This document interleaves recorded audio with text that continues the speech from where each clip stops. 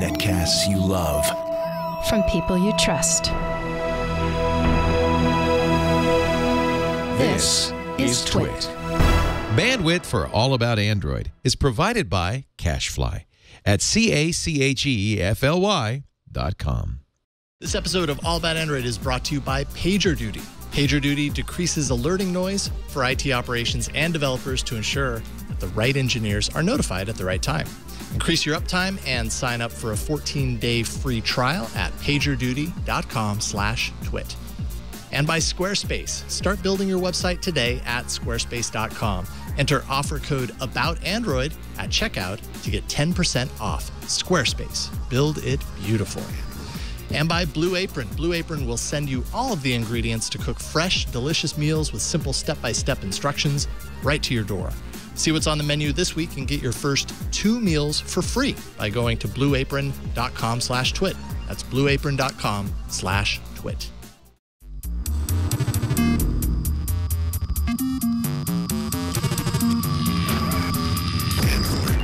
Hello, and welcome to another episode of All About Android, episode 215, recorded on Tuesday, May 26th, 2015. We are your weekly source for the latest news, hardware, and apps for the Android faithful. I'm Jason Howell. I'm Ron Richards. We are joined by not one, not two, but 3 people. Packed table this week. Has it ever been this packed? I don't think it has on our show. 5 total people 5 at the table. in the I think studio? we've had 5 table plus monitors. Yeah, maybe. I think we've gone that big Probably before. done that at least once, maybe At least, twice. yeah, but I don't recall at the table. I'm glad to see the table is big enough to fit it. So I know. Well, this is about, I think this is about the max that we could pull off. Let's start talking with the people that are actually here. First of all, to my far right, Phil Nickinson, Android Central. How are you doing, Hey, thanks for having me back. Yeah, of course. Anytime we can get you. Thanks for unlocking the door. Yeah, we have some security to make sure that it is, in fact, you. And you checked out, so we let you in. I appreciate that. It's awesome to have you here. Of course, you're in town for, well, everybody, by the way, is here in town for Google I/O. Oh, God, is that this week? That's this week. Have you got your pass yet? I guess you have to get it tomorrow, right? Yeah. Okay, I'm going to be risking it the morning of. Oh, okay. I have no choice. Let me know what it's like in the back of the room. Got a full schedule tomorrow. To my immediate right, Michael Wolfson. How's it going, sir? Oh, very good. Thank you again for having me. Always. It's a tradition. I love to be able to participate. Is this 4 years in. now or 3? I'm not sure. I think this is my 4th. It's enough for us to lose track. Yes, it's enough time that I get to maintain my tradition. So it's good enough for me. Right on. It's always awesome having you on. And then we have a new face on the show, Daniel Tyson of Ostroid. How's it going? Fantastic. Fantastic. Pleasure to be here. It's great. It's great to have you here. We're kind of chatting in email and stuff about getting you on the show. You said you were going to be in the studio, and I was like, man, we're already booked. And then literally probably about 20 minutes before you got here, Phil and I were talking. We were like, well, why not? Like, you're going to be here all the way from Australia. The table's full. It's great. And I have to say, you brought some goodies, of which I'm going to give some of this to Ron, because I think Ron would really appreciate. Oh, yeah? Ooh, some Vegemite, the classic Vegemite. I think Ron needs to eat some right now. I don't know about that. Big spoonful. Oh, come on. It's for vitality. Cadbury Dairy Milk with Vegemite. I've heard about that, actually. Have you? Yeah, I have heard about that. Yeah. I just thought this was just chocolate, and the with Vegemite kind of throws me off. You said it's an acquired taste. It's dividing Australia at the moment. It's dividing Australia. It is. There are people who say it's great, and then there's a lot of people saying no. It's very sort of salted caramel type. Okay. flavor. Well, I like salted. You see, I'm big on the Cadbury, so I'm aware of the chocolate comings and goings. That's how I heard about that. And of course, it's better from the U.S. Cadbury chocolate is not good. yeah. Foreign it's European Cadbury chocolate's the good stuff. Exactly right. That's and awesome. Then Minties. I almost feel like I need an Australian accent to say that. Minties. Yeah. Okay. Well, it sounds actually Australian saying minties and me saying minties don't sound very different. But there we go. I don't know what these are other than mints. Chewy mints. Okay, you'll love good. them. And then Tim Tam. Well, yeah, I'll gladly eat the Tin Tams. So that's I've had these before. I feel like I've heard of them, They're but I've never had fantastic. them. Oh, yes. Yes, they're great. So. Thanks for the, I think, yummy, more or less food. We'll see. Awesome. I Very think I'm cool. actually going to trick my 5-year-old into trying I the Vegemite. I think you should. I mean, I think that's a good use of it. Is it's for vitality. She wants to be a YouTube star, so I'll be like, "This is your first episode. Jeez. Try this." Could be the start of a lifelong addiction. Really? It's possible. It's possible. So it's awesome to have you on for your first episode, and we appreciate the last minute No problem. invite. So before we kind of get into the show, obviously it's Google I/O week. That's why we are all here, and we're very excited, to kind of see what Google has in store. But Michael, you are directly involved with GDG, Google Developers. Yep. And why don't you talk a little bit about I/O Extended? Because I know this is something that you really wanted people to know about. Sure. So a few weeks ago on the show, you played a voicemail from Dan Scott talking all about Google developer groups and how awesome they are, and how for people that can't travel to these events or whatever, there are local communities in all different countries. I think we learned today that there are GDG groups in 600 countries. And then once you add all the different cities to that, quite a few opportunities to meet with developers and people interested in Google technologies locally. So why it's really important, why I requested Jason allow me to talk about it for a moment, is because for those people that can't go to I/O, either couldn't get a ticket or can't travel, Google, and this is like their best time of year, they put lots of money into all these events. Anyway, Google sponsors what's called I/O Extended events. And so these are local events that happen throughout the world in your local community that are viewing parties or different technical sessions where people that can't make it to San Francisco this week can still get involved in the activities locally, which I think actually might in some ways be better, right, than coming to this massive event where you're kind of going to get filled with all sorts of stuff. How is it better? I think locally you're dealing with people that you actually know. Yeah, people in your local community. Less distractions, more focused. Right, where you actually may be able to interact and meet people that you might be able to form some long-term bonds with, or perhaps create some business relationships. Yep. The other thing I will mention is Google has lots of money this time of year and is sponsoring all these Google Extended events with sponsorship and money. So all these events have food, prizes, drinks. They're all pretty well supplied. This will be the one time of the year. Meal, this is the one to go to. All right. Yes. But that all brings up a really good point, because we're about to talk a lot about everything we expect and predict and all that stuff. And there are going to be toys handed out. There's going to be all these features. But really, and it's something I think about when I see it, once a year like this. It's all about all those developers in the room. And it's incredible for me to watch, because I don't understand not even half of what goes on, as far as developing for apps and devices. And it's just really cool to see the people that get to do it. I think, I think that, and we've talked about it a little bit in the past, but I mean, I think the combination of the mysticism of the Apple keynotes and the interestingness of what's happened at previous Google keynotes have built this level of expectation for these events, for the announcements and the news. And I know attending I/O, when the one year I got to attend I/O and walked out with a phone and a tablet and all this fun stuff, you get this idea of like this crazy giveaway thing. But really, at the heart of it, it is a developer conference. It is for the to learn exactly, and to share what they know with other. I mean, it's really cool for me as a journalist to see, and you almost feel like an interloper a little bit. Oh, completely. Like, am I supposed to be here? Yeah, totally. Well, okay, but thank you for inviting me, and I would love to come back next year. Yeah. But yeah, it really is all about the developers, and so much fun to watch. Yeah. Awesome. So that's awesome. That's happening all over the world. You can go to what's the best site to point them to? events.google.com/IO2015/offsite. Yeah, or just search for Google I/O Extended, Yeah. and it will come up for you. Yeah. Awesome. Just Google I/O Extended. I don't know what this Google thing is that people keep talking about. Whatever.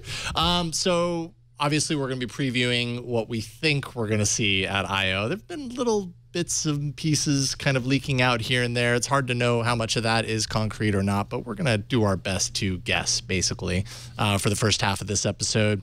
We're also going to take a kind of a brief, it sounds like, look at Project Tango, which we have a device in studio, and we talked about it a lot, but we've never actually shown it off in the flesh. We've got Periscope for Android. That's just a little bit of a tease. Microsoft's continued efforts of cross-platform domination. Does that sound intimidating?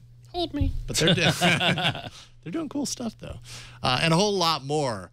But Zach, this is your time to shine. See it, man. We've got some news. This just did. Cranky Hippo doesn't show to the party. Instead, it's Eskimo Zach. And Android Nice. News. Yes. Nicely done. Zach's been working all day on that. Zach, you did a good job. Good job, Zach. You came through. Thank you, guys. I know those are big shoes to fill. Those cranky hippo shoes. Yeah, Cranky Hippo would be proud and will be. So let's see here. So I guess this first block, what? I just like the delay. It started. It's like, is he gonna do it? What? He might just not, and it would have been okay. Yeah. It would have been okay if you hadn't. I'm sorry. All right. You Anyway. hung in there. So this first block, let's just talk about what we think. Well, first off, I was laughing because I think I emailed you because last week I sat down. I'm like, all right, IO's coming. It's time to start with the research. Let me see what the sources are saying, and then I go and look, and Ron Amadeo did it all already. Yeah, Amadeo came through flying colors. The dude, I mean, he's amazing.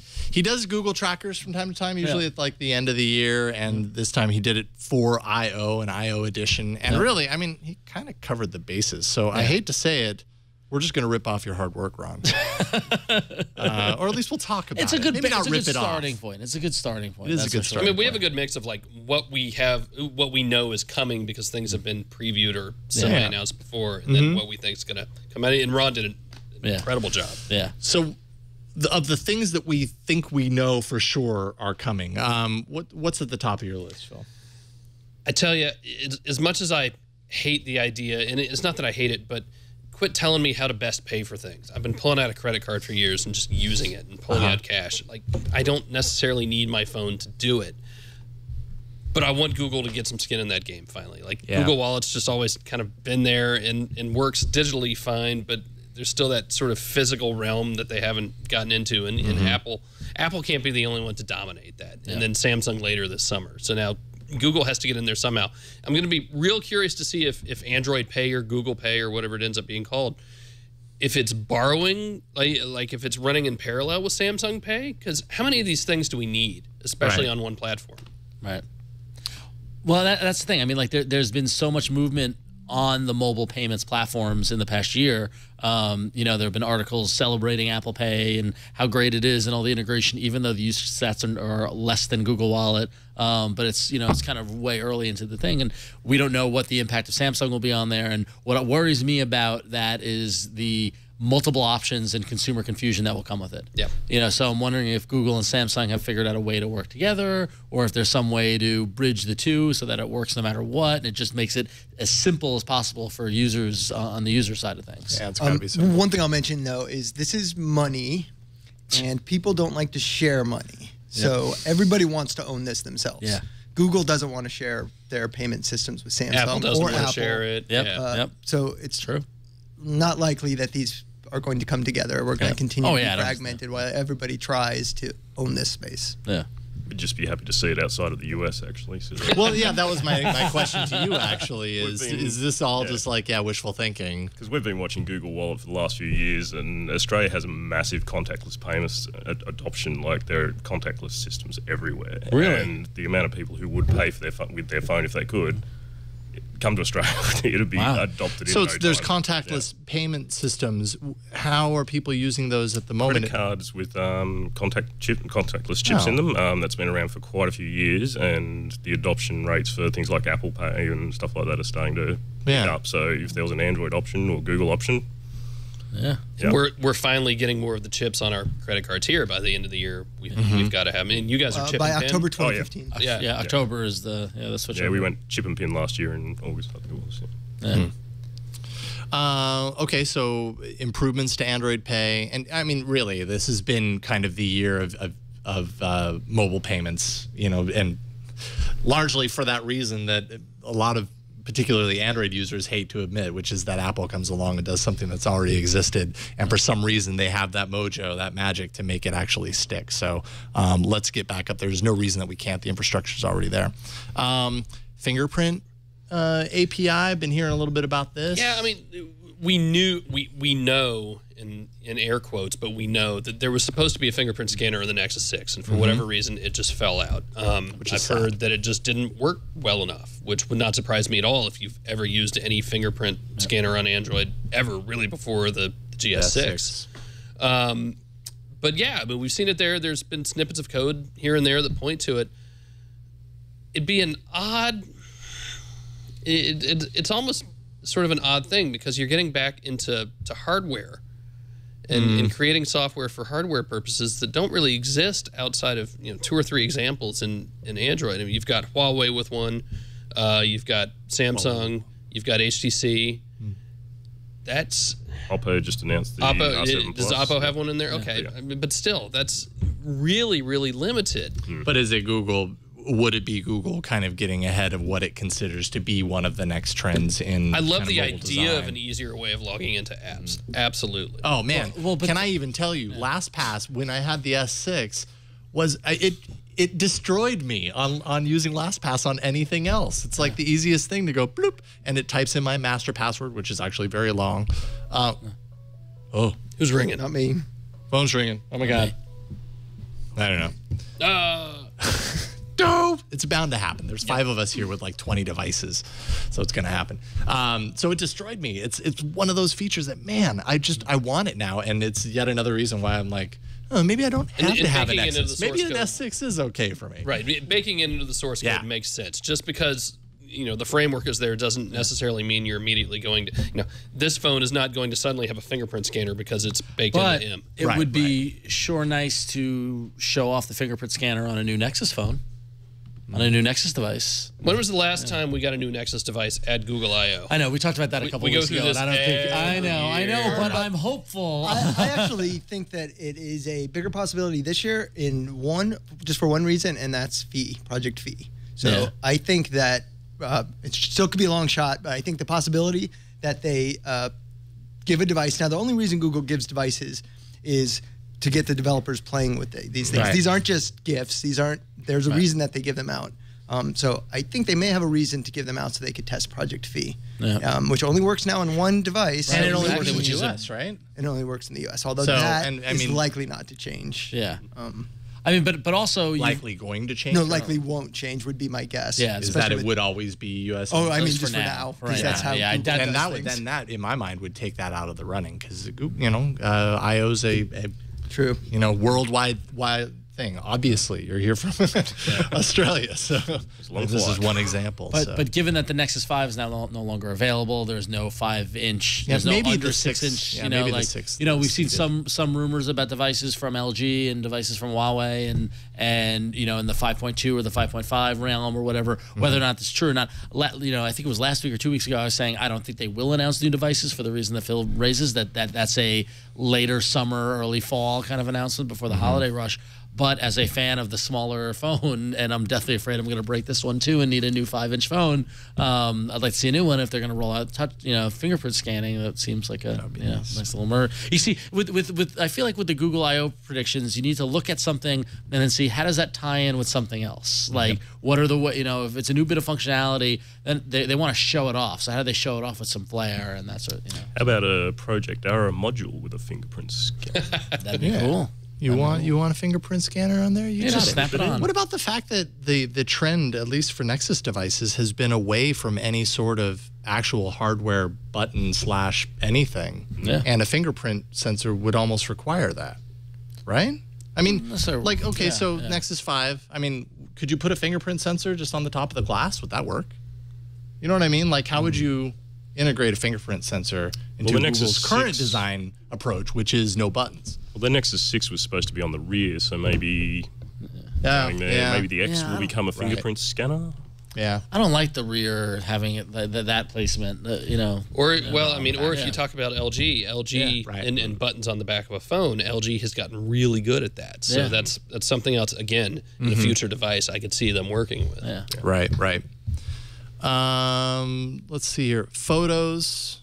I'm not sure how big of a part this is going to play, but I think that's the one. This is the one that I feel like we've confirm. seen like tons and tons of news. There's going to be leaking out something about big in photos. and around photos, whether it's the rolling out of the platform like we discussed last week, or kind of what all the movement of away from Google Plus towards unique photo. Google can break out photos into its own app all at once, and I think it should. But the question is anybody going to use it? And that's the problem. I mean, Photos as it stands now in Google Plus is actually pretty good. It's just baked into something in this weird way. So even if you break it out, and arguably that's going to make it more difficult to get people to use it. I mean, all the features we've seen in Android Police did a good job scooping that leak. But I didn't see anything in there that I wouldn't expect to see in any photo app ever. I mean, okay, I can share my pictures. I can do stuff to them. Cool. Yeah, there's a little bit of fusion of the kind of special sauce that Google has with its current photos, like the auto awesome, but that's actually changing. I think they said away from assistant is I think what read. There we go. But so there's a little bit of that. How do I tell my wife, hey, you need to use this instead of just uploading straight to Facebook like you're doing now? Right. Yeah. That's my big question. Well, her Android phone will automatically upload to Photos, so that's one step in that direction. If I get a new phone, is it still going to say, hey, do you want to open up photos in your gallery or in your Photos app? And just that has to be fixed. They have to. And I get there's always going to be some duplicity with apps with the way it works. But wow, it's a bad experience. It's a bad experience for me, and I know what I'm doing. What about you? On a little bit of a tangent along those lines, I mean, it's not just relegated to photos, galleries, whatever. I've just noticed that lately. Mind you, I'm an edge case. We're probably all edge cases because we play with apps to a crazy level, and so the configuration on our phones is always changing. But sometimes you install something and you don't realize that it has a photo, intent or whatever you want to call it, and suddenly the next time you try to launch your camera, it pops up that menu again. I'm like, I don't ever want to see this menu anymore. This forever. Yeah. and I ran into this again the other day. And in fact, I just now realized that's what I ran into again the other day. I was in my car, and I've got Android Auto in my car on one of those Pioneer aftermarket units. And I was trying to call my wife, and I would hit the button and hit the button and hit the button, and nothing was happening. And I can't believe I didn't remember this because I've done a post explaining exactly what it is. I had just reinstalled Skype. And so my phone is asking, do you want to make a phone call using Skype or using the dialer? Right. But I can't see it because the phone screen it looks like this in the car. It's blank. So again, you've got little things like that. Yeah, that's what I mean. Okay, here's another example which happens to me all the time. I'll be chatting with my sister, my brother-in-law in WhatsApp, and there's something funny comes up, and I want to illustrate it with a photo or some image. So I go over to my browser, I search for an image, I download it, I get that the image is downloaded. I pull down and let me see it in Photos, and there's no share button. Yep. Okay, so I back out. I go into the app. I go, okay, attach a photo. I go into Photos, go into the downloaded folder. The photo I downloaded just isn't there.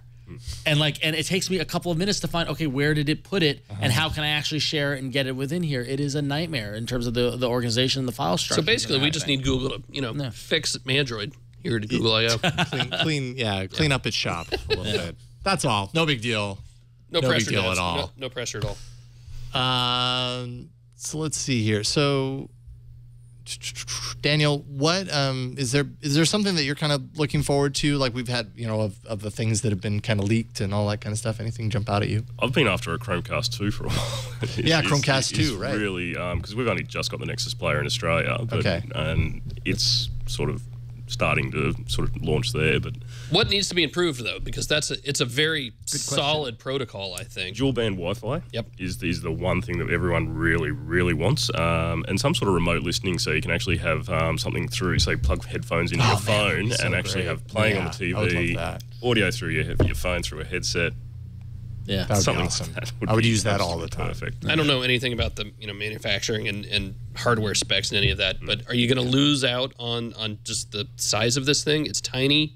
Well, I think the power consumption problem is it considers to be. I mean, like having to plug it in or plug in that USB cable. I don't know if they can get around it. I mean, I imagine if anybody can figure it out, Google can figure it out. But looking at what and keep it at that price point too. Exactly. Yeah. And that's pretty cool. And looking at what they're doing with what is it called, the Chrome bit or whatever it is, the computer, the plug-in Chrome OS on a stick. Chrome OS on a stick. So are they going to be able to apply some of the stuff they've worked with manufacturing from that to the Chromecast, and we get a smaller, sleeker Chromecast, one that looks like the little USB dongle when you plug in a mouse, like something that low profile? That'd be kind of neat. But functionality wise, I don't know. I mean, other than dual band Wi-Fi, I don't know what else. Well, I think what we're going to see is games. Yeah. So I mean, that's hinted heavily in these sessions kind of breakdown. Any of the Chromecast sessions seem to involve gaming of some sort. So possibly improved hardware that facilitates multiplayer gaming on your TV. Face. Yep. Pretty much. Absolutely. Guaranteed. This is one of those secrets that everybody knows. Yeah. Totally. And it's not like Google hid it right there in their schedule in multiple places. So, one thing that they did try to hide after the fact was that we're going to find out about Android M. I mean, that's pretty much guaranteed. Sure. And AOSP, in multiple places throughout AOSP, we're seeing the code name Macadamia Nut Cookie, MNC. Yeah, we kind of blurted that out a few weeks ago on our podcast, and but go back to last year too when it was LMP. Oh yeah, totally. Lemon meringue pie. This is by no means the actual name. Yeah. And if it is, that goes counter to history, right? As far as how Google does that. And last year at I/O, it was L for sure. They didn't have a name because it was kind of awkward, right? Yeah. They were using L, and it it was really. We're like, are they done naming it after delicious snacks? So silly. We're just like, what are you going to call it? I just want to know what it's called. The important things in life. Come on. What candy did you use? But I mean, sure, this paves the way for the marketing campaign of Android M&Ms. Like with Kit Kat. All right. I want to hear what you guys think it's actually going to be. Oh, I've gone on record saying marshmallow already, so I'll stick with that. Marshmallow is pretty. It seems like I know what yours obvious. Well, Minties. I was going to say Marmite. Yeah. Okay. Yeah. Marmite's British. Oh, that's true. I've got the props to prove it. Minties, definitely. There it is. Fail on my part. Yep. I insulted Canadians last week, so we're good. I was kind of hoping it would go like in the way of like energy drinks, like Monster. And no, I wasn't actually hoping that. Rockstar. We're gonna have to wait a while. Rockstar, See, we could go somewhere. It'd be nice to see Malamar. Nice little regional. Do you know what a Malamar Moon pie is? was Moon one. pie. Moon pie would that be has great. that's a possibility. That's my neck of the woods. Yeah. Moon pies are delicious. You can almost macaroon. Macro would be good, but I think it's marshmallow, and you can almost like visualize what it's going to look like. The icon and everything. So. Yeah. I don't even know what a macadamia nut cookie looks like. So Really? Well, I mean, it looks like a cookie with a nut. Looks like a cookie. Yeah, right there. Like that could be C cookie. Yeah. I don't know. What else? What else do we think? Well, I mean, let's not do wild predictions. Well, the Android M mentioned. I mean, do we think that's just going to be that it's coming and this is what we can? Is going to be a preview, or are we actually going to see? We'll get there's going to be a preview. Yeah. Which again, preview, not release build. Have to say that every year, but because let's be clear, we're just seeing Lollipop roll out now to devices, so it's not like still less than 10%. Yeah, right. A couple weeks ago. Yeah, just shy of 10%. Which also tells you just how few Nexus devices are out there in the greater scheme of things. Yeah, currently Lollipop is 9.7%. That's based on data collected ending May 4th. That number will jump probably a good little bit in a couple weeks, I think. Maybe maybe not 15, but we're going to see it. Well, there's this 9-month cycle. Yeah. Where if you're releasing a new device within 9 months of a OS release, it has to be on that release. So all the new phones definitely will obviously. But now that the GS5 is being updated, I think the 4 is, so we're going to see that number really start to increase now. Man, just shy of 10. They're gonna. I mean, I'll be curious to see what the usage numbers that they come out like since last year. We've seen, it's always well. So last year they said 1 billion Android devices. Right. What's that number going to be this year? They're going to start with that. Yeah. And they've been saying 1 billion for a while too. Yeah. I mean, that's a small number or anything, but I mean, it's going to take a long time to get to 2 billion. Yeah. Obviously, that doesn't happen overnight. I mean, that's but Android One probably is helping with that. I mean, if we're seeing those low cost devices rolling out in emerging markets, that's going to increase the market share to worldwide. It's not going to be another billion phones, but still. Discrete app permissions, that was kind of the big one that was another fell one off last year. I mean.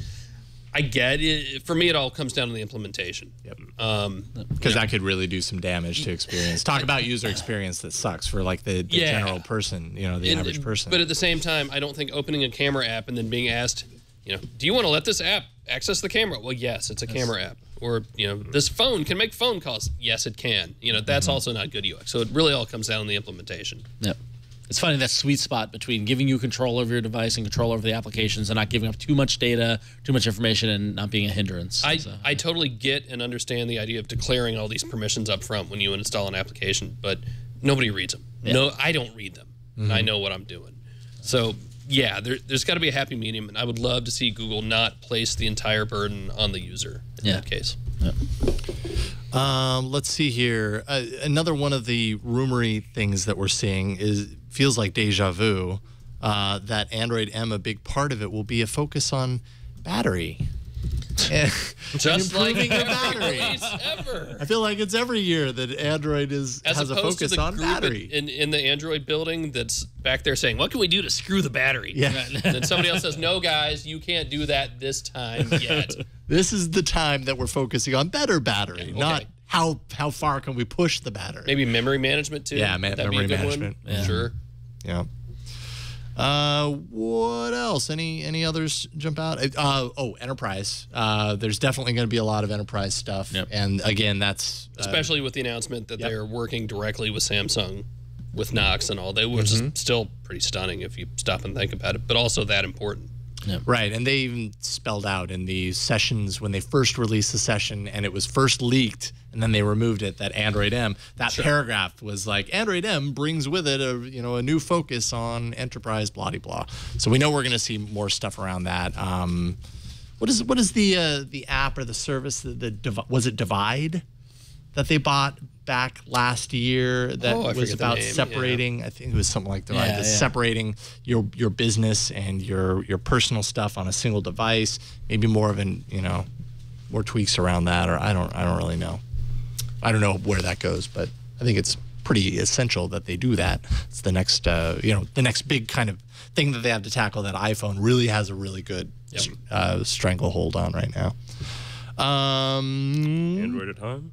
Android at home, yes. Let's talk about that. The hope of Android at home? Because I was there the first time they announced it, and that kind of fizzled it. But I think, as Russell Holly mentioned, that a lot of that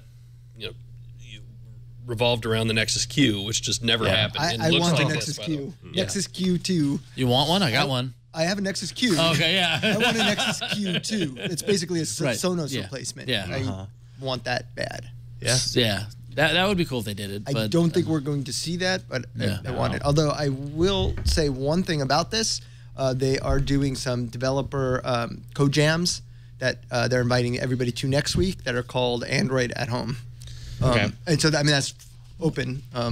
But so that name kind of infers that there will be some sort of integration. Yeah, well, I mean, it's been how long since the Nest acquisition? I mean, it's been a year and a half now, or plus since has it even been more than a year? But yeah, I mean, so and they, as far as I know and as far as I can tell, they keep operating Nest as its own business unit, and they haven't really folded that in yet. That's got to happen sooner or later, and I feel like that's going to be a big driving point of Android at Home. But that said, Nest has had the smoke detector failure has been catastrophic.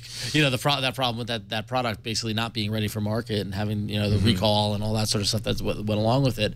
And now with Tony Fadell taking over the Glass Group, I wonder how much they've done with Android at Home, and if it's at a point where it's ready to be kind of rolled out. I've been calling it the Internet of Crap all this time because I still have no idea how stuff works together, what works together, what works best together.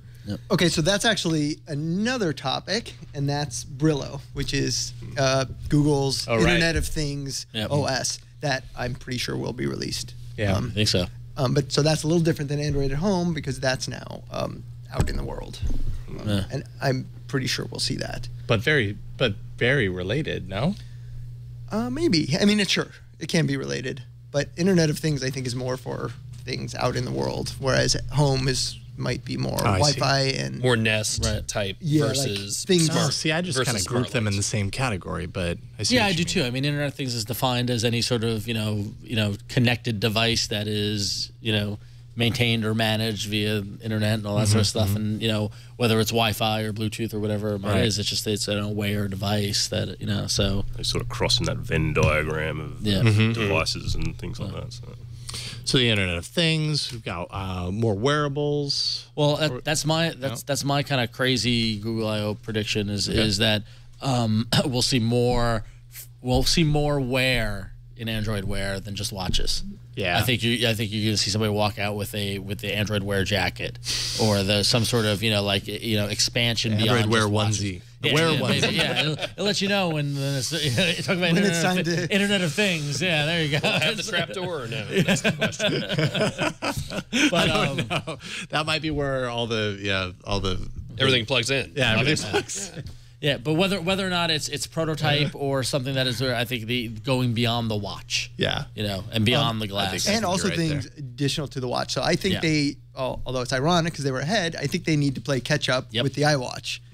So they need to. We probably will see a new Moto 360 with something. Yeah, the price has been dropping on the 360. So I think they need to make something else in the watch that kind of makes it more compelling. There's going to be something. Wi-Fi. Yeah. Although 360 had Wi-Fi, but although that said, I just got the Android Wear update, and the flick of the wrist thing is a game changer. Is it? Oh my God, yes. That was one of those features that I saw, and I was like, wow, I don't know if that'll ever be useful. I'm convinced I just wear my watches wrong because I wear them loose. Yeah. So that doesn't work all that well for me. Yeah. No, but it's been I was like, look at it go. Look at it go. It just works. That's not distracting at all while you're talking to somebody. Yeah, no, sure. Well, but the idea is not when I'm talking to somebody. Sure. I mean, it's when I'm on the go. Yeah. Like today I had a bunch of meetings in the city and I was running around and stuff was coming through. I was just bang, so that said, I do have a problem with the number of things I'm getting. I'm getting information overload, which that says I need to work on it more. But just now I just cycled through 3 baseball game scores, 4 temperatures, I don't need this right now. Right. That's me. All right. 62 degrees in Petaluma, in case you're curious. Thank you. Yeah. Car? Anything new with the cars? There's got to be something. There's got to be something because it was no coincidence that all the Hyundai Sonata embargoes came out today. Even though Jason and I were talking before the show, and I've been using Android Auto for about 2 months now with one of the aftermarket head units. So the experience is exactly the same, and it's so new. I kind of don't necessarily see them rebooting it. I think it's really good. Out of the box at this point. It's also very, very limited. Yep. So you really can do very few design. things on Android Auto by design. Kind of the same as Wear is a little more. But they're not going to change that. So they're not going to add apps you can run on the Auto. Certainly not now. Maybe not ever. So I don't see there's a lot of room for new stuff in Auto. I think they've done a really good job with Auto so far, especially because it's so limited. When you first hear that Skype is going to be on Android Auto, and it depends on how much you use Skype, but it just comes in as a text message notification, same thing. And it's interesting that an app like Skype has has more access than other apps like Hangouts. Hangouts, you only get notifications if it's an SMS. You don't get just normal Hangouts messages. Right. Yeah, why? They're basically the same thing. Sort of, but not really. Yeah, I mean, I don't know. It's been interesting to watch, and it's still so early, so it'll be. I'm curious to see what they say, if anything, other than, hey, it's here. Probably acknowledging it, like, hey, last year we showed off Android Auto. Well, we're happy to announce that, you they need to it advance it. They need to show some progress of it, and then yes, and who knows? Maybe you'll see more stuff being supported in it, and and more integrations. Maybe some announcements of some more people actually bringing it to cars. So that's probably the main thing is the availability at the moment. We've got the Pioneer, we've got Hyundai actually bringing it out in a car, and that's essentially it. We're still waiting for the Parrot one to appear, I think Panasonic and all those to sort of bring out their head units. And so once they're actually on the market, maybe we'll see some announcements saying, okay, today you can go down to Best Buy and buy a Clarion head deck and get it installed in your car. Or the Tesla integration to their low-cost electric that's running Android car. I'll accept that as a gift from Yeah, of course. Everyone here. Oh, man. Best I.O. ever. Oprah walks out. I know, everyone's got keys. Oh, that would be great. Anything else before we kind of wrap this up? Any wild and crazy predictions? VR? Things you would love to see, but figure you probably won't. We didn't talk cardboard or VR? I mean, are we going to get cardboard V2? Absolutely. Are they going to... VR is going to be a big deal, I think. Is everyone going to be looking for this random piece of cardboard that they have under their seat? And I think a larger cardboard. I think we're going to get a more... a cardboard that can actually fit the Nexus 6 is probably going to be... They have all these partners now, the non-cardboard cardboard. So it'll be interesting to... they'll probably roll some of those out here. So a Android OS targeting VR specifically, that's a rumor I've heard that they'll... It's a lot of... I don't know about that. That's a big commitment. I don't know about that either. That's a lot of some code sort of doing overlay over the top of Android that specifically interacts with controls like the head-mounted button and things like that to more give it a smoother experience, maybe enable gaming, that sort of thing, tie it in all the way. Well, we spoke last week, who was it from Search, the head designer from Search. I don't remember his name, right? He moved over to the cardboard team. Yes, John Wiley. lead designer of Google Search. So he's now at the Cardboard team, possibly what you're talking about, dealing with kind of the user interface aspect of it. Because when they did the Works with Cardboard announcement, they'd announced that they'd purchased a company, I can't remember the name of it, that actually was doing UI. So perhaps we'll see that sort of the first inklings of what that's actually brought about. Right. Any mention of Google Glass, we think? Yes, no? Acknowledgement, or let's not talk about it. I think it's... I'm sorry, what is it? Would you speak?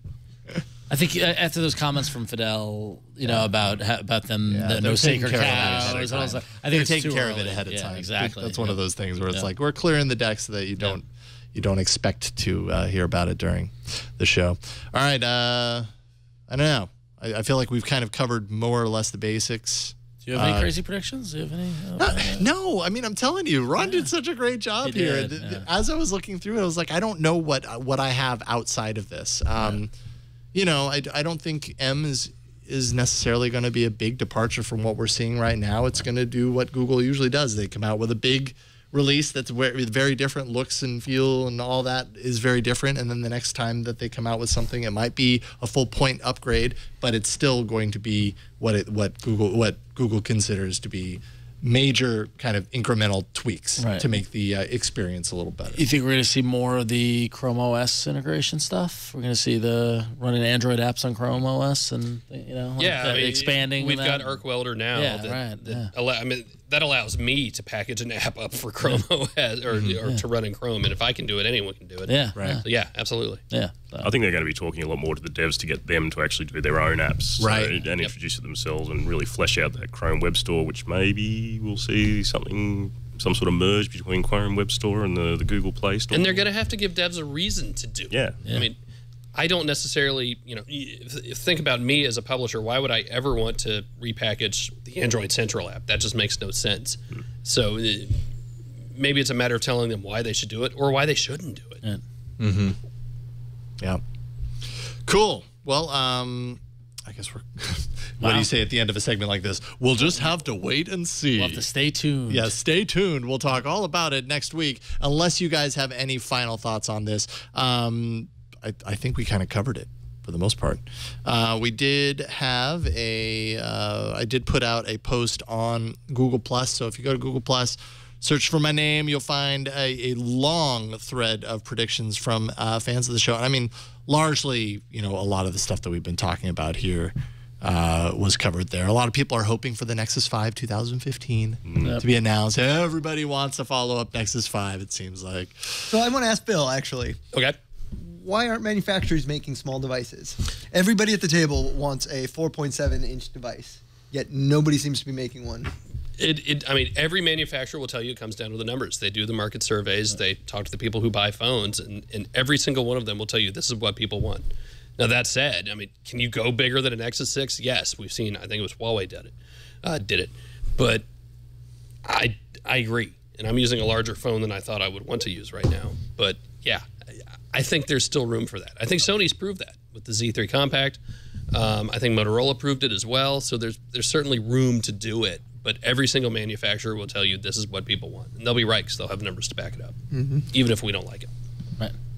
But are people buying it because that's the only option that's there? Because the only Nexus. Yeah, exactly. Yeah. I mean, I don't know if I'd want a 4.7. I think I've actually gotten really used. 4.7 is too small for me. I think 4.7. I think this is the right. Like this is what 5.3 or 5.5 or 4.96. 4.96. Oh, it's okay. Wow, look at that. Yeah, so 5 exactly. So. Yeah, I mean, like that feels right, but in the smaller size. And there was a time when we said that was too big. Oh, completely. So, yeah, it's crazy. Yeah. I miss my Nexus 1. On the Amen. The rollerball. Yes. Mine still works. The glowing rollerball. Yeah, it was great. Josh Armour on the Google Plus chat thread for I/O predicts that the lines for the bathroom will be very long.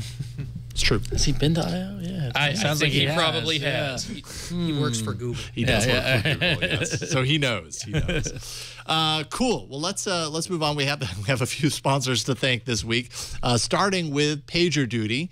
And this is really cool. It's an operations performance platform for you developers out there. It delivers visibility and actionable intelligence to help increase the uptime of your apps, your servers, your websites, your databases. If you rely on your service and your servers to always be up, PagerDuty is an essential tool. As a hub of your operations, PagerDuty connects all of your systems into a single view where you can see critical events across all of your monitoring tools. There are actually over 100 ready-to-use integrations for you to tap into. New Relic, Keynote, App Dynamics, it's a bunch of them in there. Or you can roll your own with PagerDuty's APIs. You can decrease your resolution time when an incident occurs. PagerDuty actually notifies the right team, the right member, based upon on-call schedules and personalized alerting preferences. If those alerts are missed, PagerDuty will automatically escalate issues to another team member until it's responded to. So it's automatically kind of taking care of that escalation for you.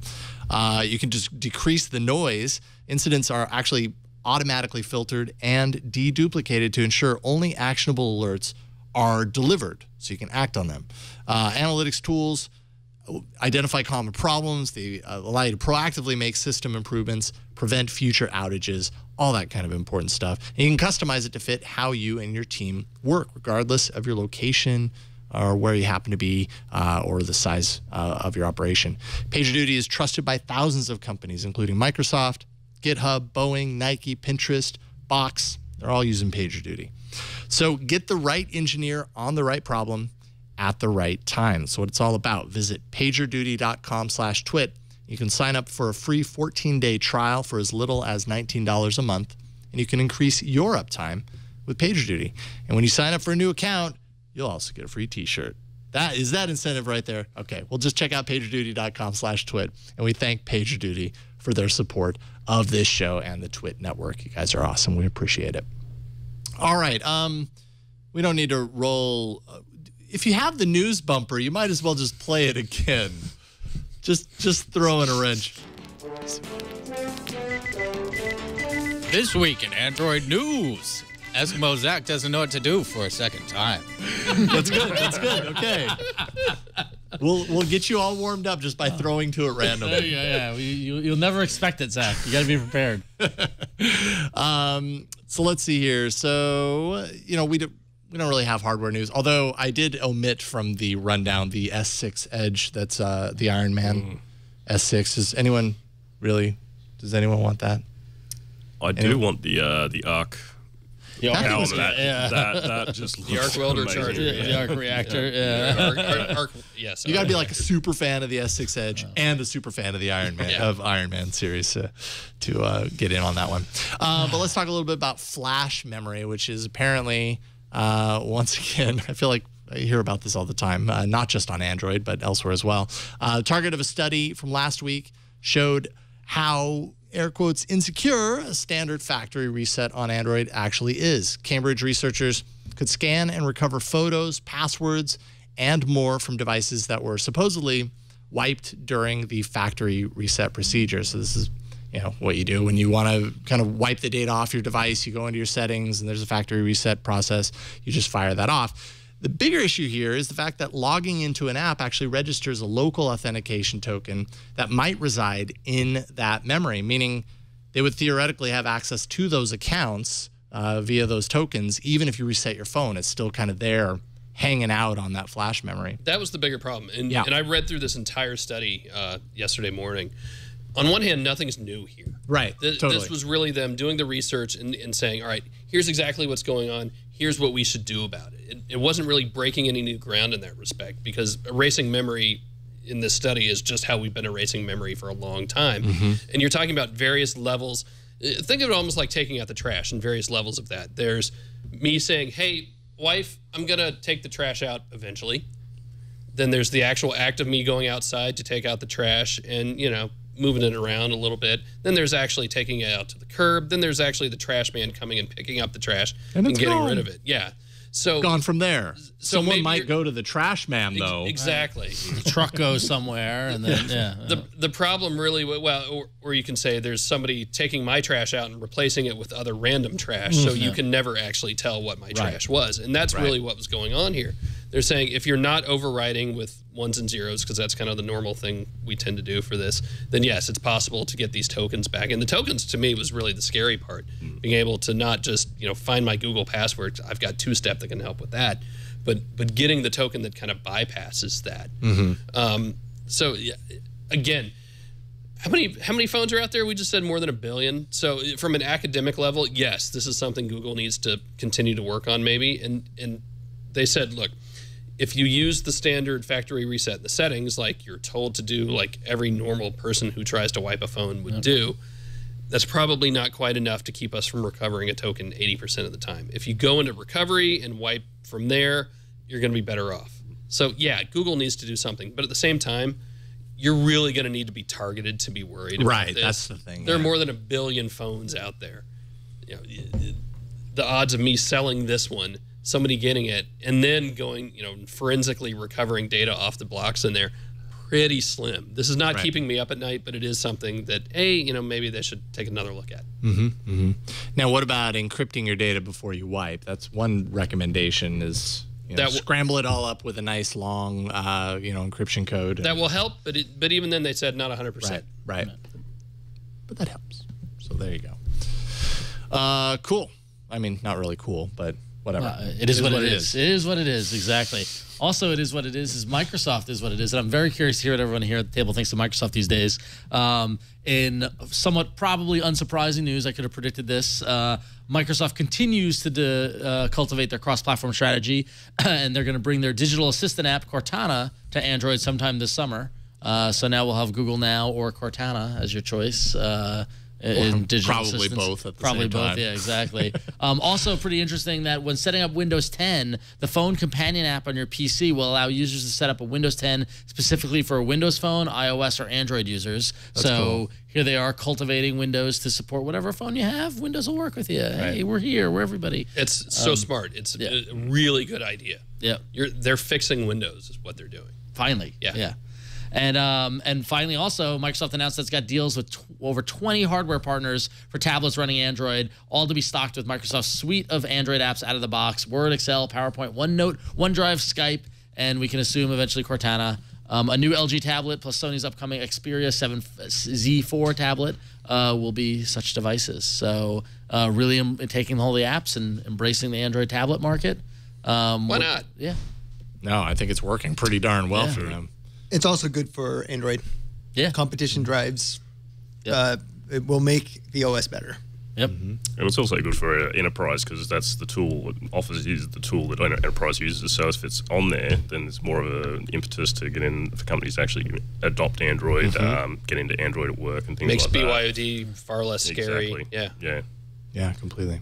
I'd be really curious to see how Microsoft is referred to at I/O if in any way, you know, because this is great for Android in terms of the competition, all that sort of stuff, but it's also direct, you know, like it's every one of those products they're putting in those tablets are all products that Google already has and that we've all been living with, and you know, and you know, Skype or Hangouts, you know, like you can do this kind of head-to-head matchup every time, and I think it's interesting, you know, to give the users choice to see what they actually choose. So, yeah, it's a double-edged sword for Google because this is exactly why, you know, Google is, you know, kind of touting Android as the open platform because they want you know, companies like Microsoft to feel empowered to support support their business using Android. But then if it goes counter to what Google, you know, makes its money off of, like that's not good for Google either. So I don't know. Both sides. Android Auto, Phil, you were talking about it a little bit earlier, and we were talking about it before the show. You've been playing, well, you've had for a couple of months now, I've used Pioneer headset, right? Yeah, I use it every day I drive. It's still very bifurcated in whether it's built into your car or whether you have an aftermarket unit.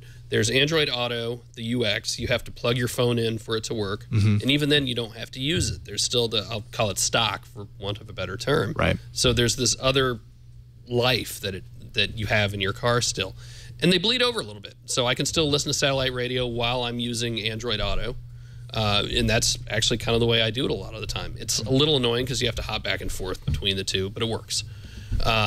You still get phone calls over Bluetooth, even though you're plugged in. Yep.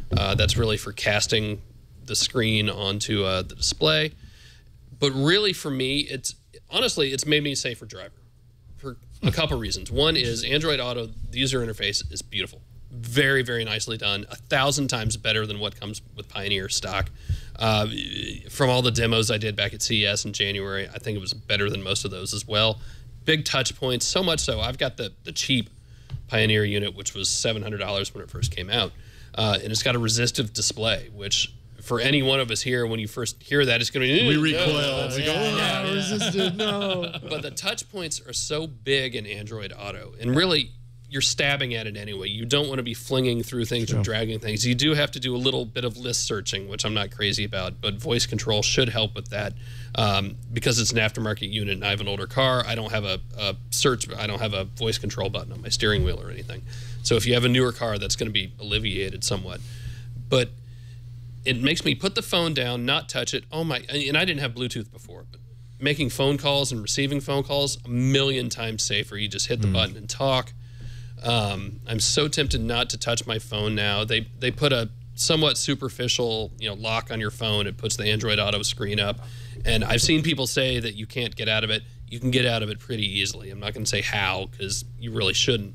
But it just makes you want to keep your phone down where it belongs. That's good. That's actually pretty smart. If it was showing the mirrored image. Yeah, we were talking a little bit before the show. And I know I've harped this point to death on this show, which is that my want is for Android Auto as an interface to be able to be displayed on my phone. But you brought up a very valid point, very valuable point in this regard, which is that in general, in the US, it is illegal for me to touch this device or have any sort of interaction with my phone while I'm in a car driving. What is it the same in Australia? Yeah, so if Google ends up putting that interface on here, even though I as a user, when I get in my car, this goes in my dash mount and I plug a headphone into it and I start up whatever music I'm going to listen to or fire up my navigation and I go. So I'm still using it the same way. But if Google goes out of its way to say, yes, now you can have that interface on your phone, they're almost giving you permission to do something that is actually illegal. And that's not something I had really when you're considered. Working with manufacturers. Yeah, no, they have to protect everything that themselves. goes into that. Yeah, absolutely. So I get that. Yeah, but at the same time, it's kind of a bummer because I'm still going to use it like that. I'd rather use that interface, but I get it. I understand. Yep. I'm surprised no one. There's Automate that kind of brings it to the which phone, is close. Yeah, and we've taken a look at that. It's still not quite the same. For me, and it really changed once I became a parent. And, you got to put the phone down. Anything that can get me to do that. Yeah. Because I'm still not 100% perfect at it. It's not easy. Yeah. It's easy to get pulled. None of us are good about that. I think Android Auto and CarPlay are two of the most important things we're going to see coming to mobile here in the next year or two. Mm-hmm. Absolutely. Cool. Interesting. So it sounds like you're pretty up on Android Auto at this point. Yeah, I've been using it every day for 2 months. Satisfied with where it's at right now? I am. The question is the cost of entry. Right? Yeah. Is this worth $700 or $1,000? If you can get it cheap and put it in yourself, by all means do it. I can't do that. I spent $1,000 to get this. Just while it's for work purposes, that's a lot of money. Mm-hmm. If you don't want to go all the way to Android Auto, I would say Bluetooth. At the very least, have something Bluetooth in your car so you're not picking up your phone and putting it to your ear and driving with one hand like we've all done. Yeah. At the very least, do that. But I really honestly feel this is one of the most important things we can do. We've seen the carriers get involved in this as well. They're scary commercials and stuff, and they're right. This is one of the most important things I think any of us who advocate for any of this technology can do. Mm-hmm. Yep. Fair enough. Okay, cool. That's awesome. And then Project Tango. I'll chat a couple of minutes about this, although you weren't super jazzed about it. I'm not unjazzed about it. I'm a Google developer expert, so they make certain tools and products available to me, which is terrific. Mm-hmm. So they gave me a Tango device. Basically, this is you can see that it is actually, if you do the over the cam shot, you can see that it is actually crashing. Crashing. That's pretty regular the experience. Basically, really? what the Tango device is, for people that don't know, is an Android 4.4 tablet right now that has some additional sensors on it. It has a Class 1 laser, an advanced camera, and a area learning device, so that this is this device is able to take very detailed measurements about its location in space and it's okay. Not demoing it very there good. You go. Its location in space and how it moves in space. So, right. It's not going to be a very good demo because you have to kind of move around to actually use it. But I will show real quick the point cloud, which kind of demonstrates how it maps. Yeah, looks. But actually, I don't think I'm going to be able to demo because it looks like the Tango device is not. And it was doing this before the show too, and the only way to kind of fix it is a restart. And this is just kind of a normal power down experience. Well, that's a development. The truth of the matter is, I was looking today, kind of reading up on Tango a little bit, just make sure I understood everything. It says on the bottom of the thing, on the bottom of the page, this is not a consumer device. This is a developer device. Not stable, right? Not stable, but it's really, really quite advanced for what it is. And this is a unique piece of hardware that they built just for this. Yep. So I think we're probably going to see a new Tango device at I/O perhaps, or the next generation that is probably more advanced and just faster, better internals, and polished. basically. Yeah. How does it compare to, say, what Intel has been doing now with its new Atom processors and multiple cameras being able to get multiple dimensions? Is it that same sort of ballpark, or? I don't know for sure. Yeah, I don't know. Whoa. Well, then I guess there isn't a whole lot. I mean, there's not a whole lot more to say. I mean, I will say that at last year's I/O, they were showing off the Tango with the headset. What's the headset called? The dive helmet. The dive helmet. And I was able to put that on and walk around for a couple of minutes. I was like, that was actually really cool. And then since then, VR has become kind of a big deal with cardboard and everything like that. So when you brought this in today, I had never really made that connection between what I saw last year at Tango and what Google's now doing with VR. There's a little bit of crossover there. So do you think there'll be some sort of, not merging, but playing off each other? I think so, because it's got to, right? What was supposed to come, but it was held up in customs. Well, with this device, when they gave these to us, it came with this dive helmet that makes it into a VR device. Yeah. So, I mean, that's clearly what they want to do with it. Wow. It's VR, and cool. Unfortunately, it's not AR. I would like to see AR, because you want to see a HoloLens like see this experience. Be a HoloLens type thing, right? I can see a little elephant on the table or something. The device certainly could do it, but it doesn't now. And we've seen Qualcomm doing that for a while now. Yep. Right. So I think this is a sign of the future, but not not the present. It's just a little out of reach. The future. Well, and you were saying it was $1,024. It was $1,024. Yeah. Now it's $512. Yeah, which is still obviously pretty pricey. Get nerdy with their pricing. Exactly. Those price points are a little. But it's a drop, so it probably signals something to come. So interesting. Cool. Fascinating stuff. Yeah. All right, let's thank our next sponsor. We want to thank the awesome Squarespace for sponsoring this episode of All About Android. And listen, I've been using Squarespace for years. Squarespace powered my own personal website at ronxo.com. And even just recently, I just upgraded it from the previous version to the latest version. And I can't even tell you how simple and easy it was to make a beautiful website that reflects my own personal branding. With Squarespace, it's easy for you to create a professional website, blog, or online store. Squarespace features an elegant interface, beautiful templates, and incredible 24/7 customer support, it was so easy to use, I didn't even need to bother with customer support because all the tutorials and everything I needed were all there in their knowledge base. It was easy to access it and get my website up and running. You're going to love Squarespace because you can make your site look professionally designed regardless of your skill level. No coding experience is required. They've got intuitive and easy to use tools. They've got a state-of-the-art technology powering your site to ensure security and stability, so you don't have to worry about uptime and servers and rebooting and things like that. They take care of it all for you. It just works. It's trusted by millions of people and some of the most respected brands in the world. I was a big fan of Silicon Valley, that HBO's TV show, and you notice a lot of their websites, their little mock websites they do are all powered by Squarespace. It's a pretty cool integration, I noticed.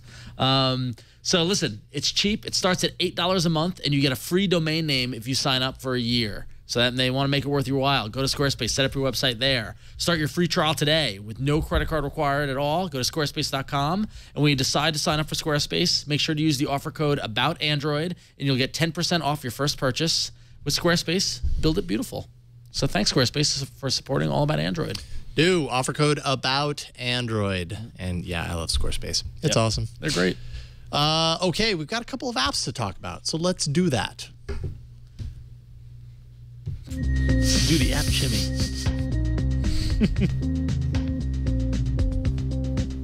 All right. So speaking of Google and Android and all that fun stuff, It's okay. All right, Zach. It ain't easy doing All About Android. That's what Zach's learning today. So an engineer from the Chrome team for Android took to Reddit to announce that the app is, quote, almost entirely open source, meaning developers can take that code base and make their own custom browser offerings based on it.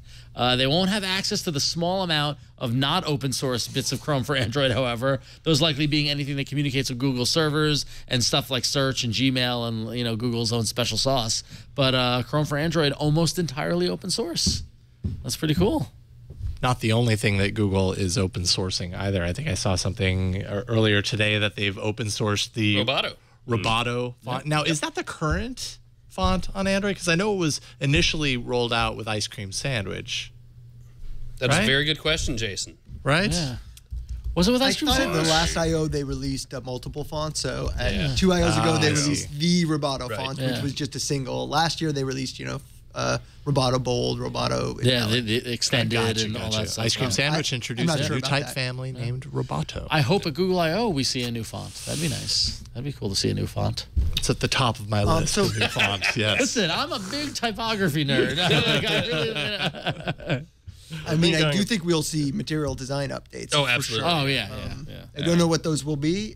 Probably not typography, but I think we will see more floating action buttons. That's what I need. All over the place. Well, I mean, do you almost feel like this is going to be the victory lap for material design? Like, it's a year later, got introduced a year ago. They gave us all this hand stuff.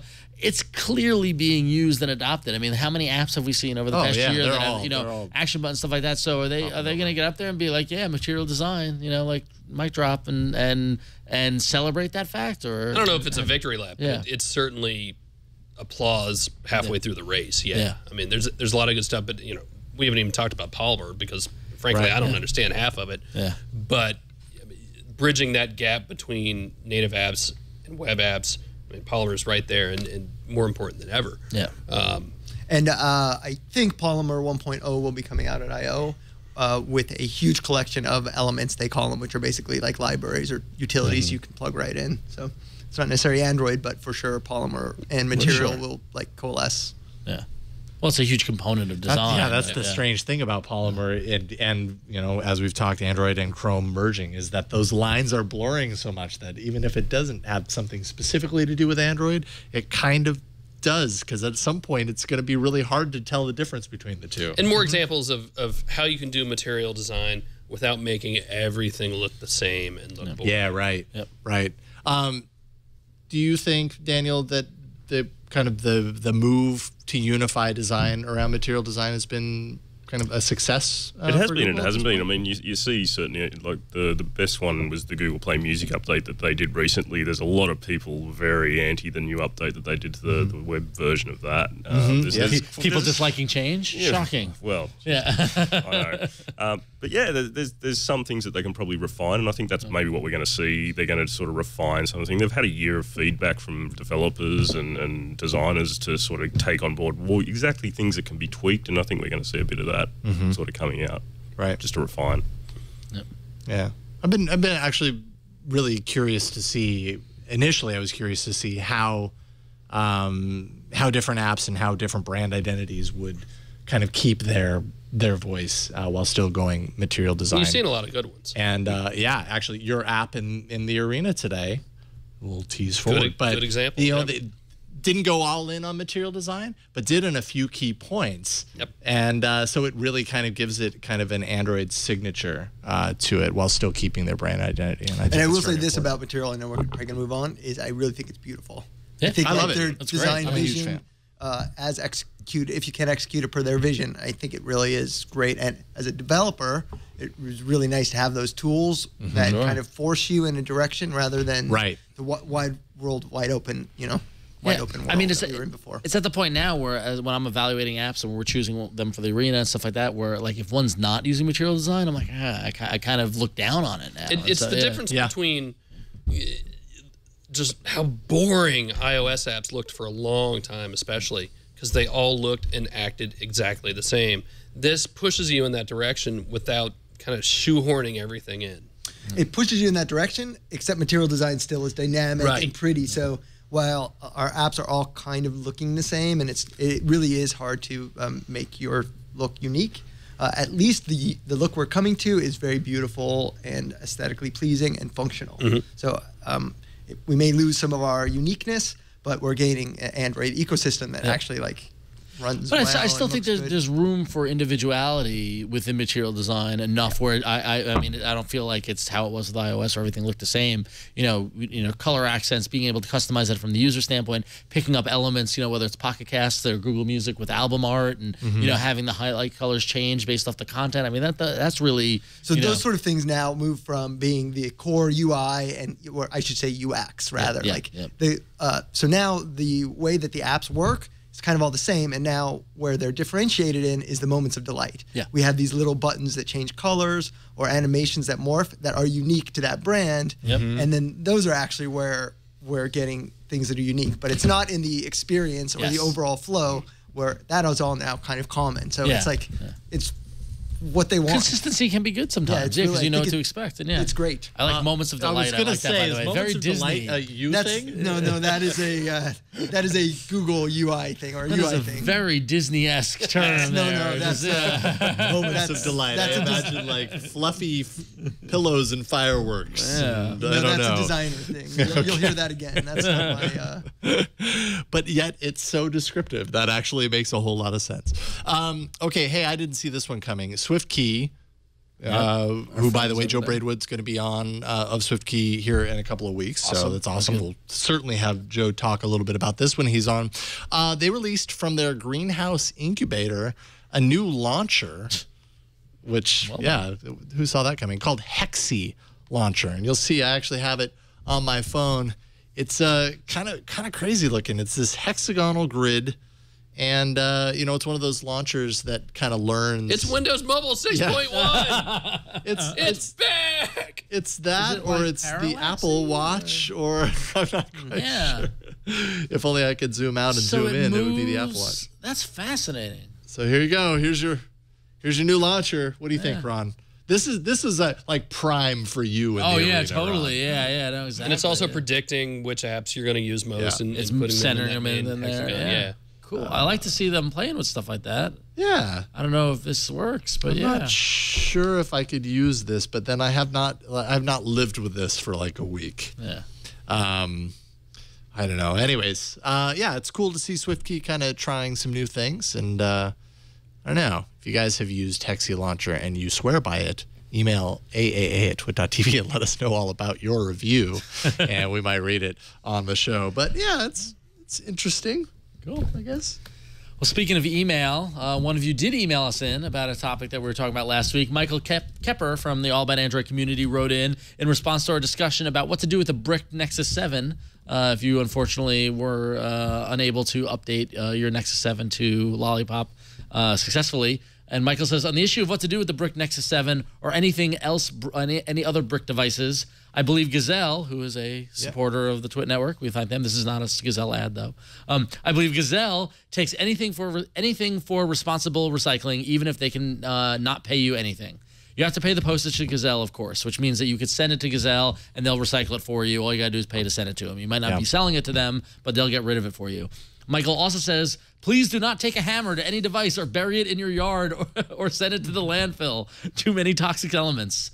There are local recycling centers which take any electronic devices for recycling. Gazelle is best because they promise to wipe all devices that they recondition or just recycle.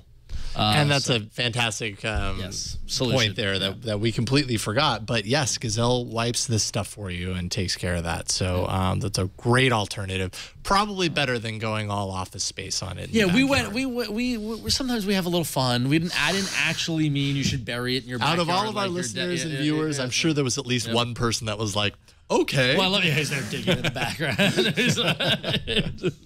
But yes, no, be responsible, safe, recycle. Yes. There you go.